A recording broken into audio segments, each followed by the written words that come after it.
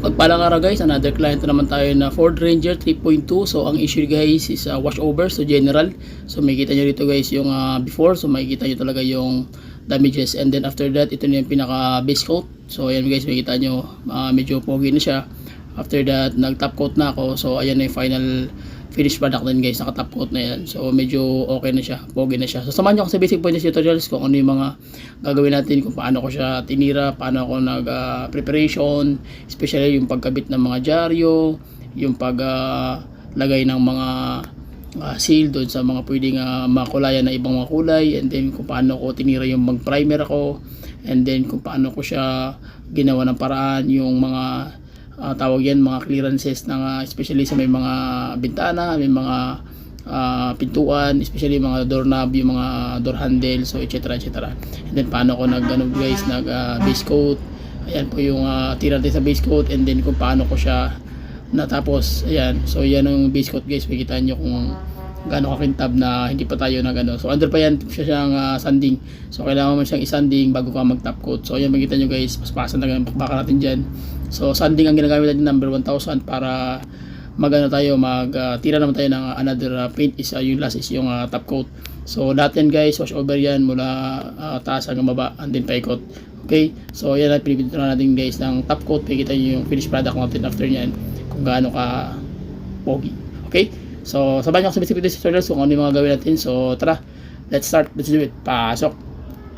Okay, so pasadahan muna natin guys yung buong sasakyan, ikutin muna natin. So dito pala undergo na ako ng preparation. So naglagay na ako mga dyaryo, para after na maglagay ng dyaryo is magpa-primer na tayo. So ang purpose ng preparation guys is para initial na trabaho, para before ka mag-painting hindi makulayan yung mga dapat mong kulayan. Okay, so kita yung mga damages, medyo groggy yung bandang likurang bahagi, especially yung kanyang pinakatakip, yung pintuan sa likod, okay, sa kanyang trunk. So yan ang problema guys. So ang gawin natin dito is mag-undergo na tayo ng tatawag na magbalot tayo ng mga papel. Okay, para diretso na tayo mag-primer. So hindi ko pa mag-videoan isa-isa guys, malaga makita nyo lang kung paano ko siya tinira, panalo. Sa mga nagtatanong sa akin, yung pinturang ginamit dito, affiliate ng Shopee, nandiyan po yung link sa ilalim. So click nyo na po yan. Yan po yung mga pinturang ginamit dito guys.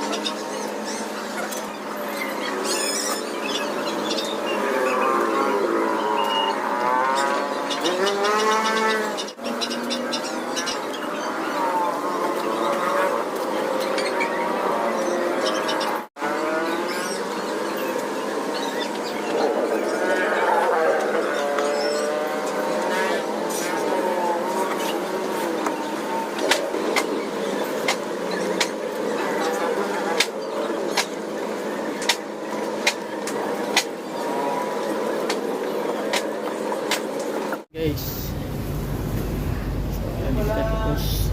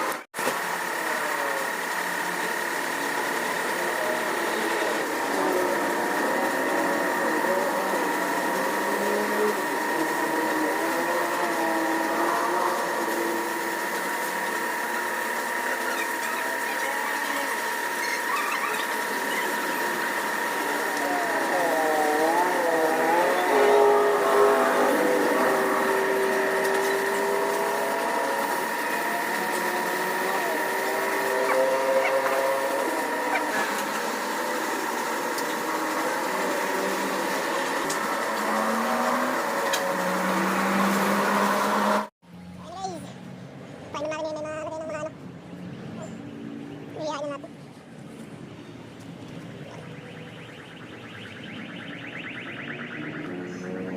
Tapos, ang paper na guys. Ayan pa.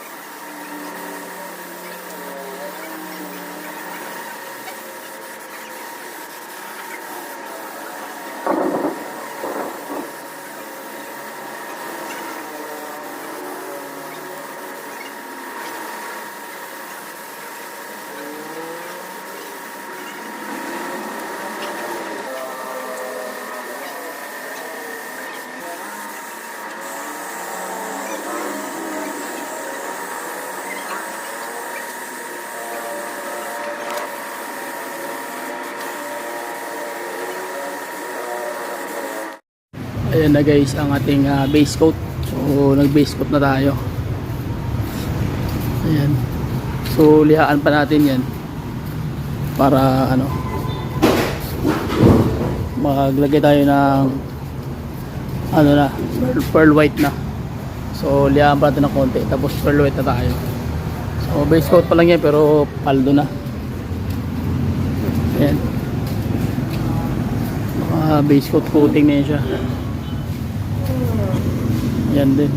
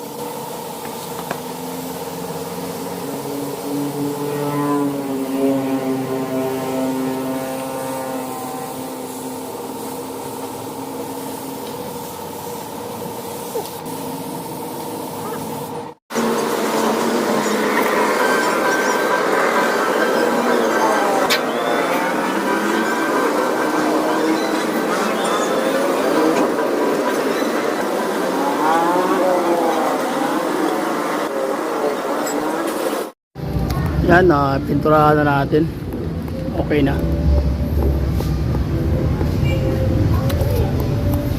Ito rin. Yan, okay na rin. Bila. And then, okay na.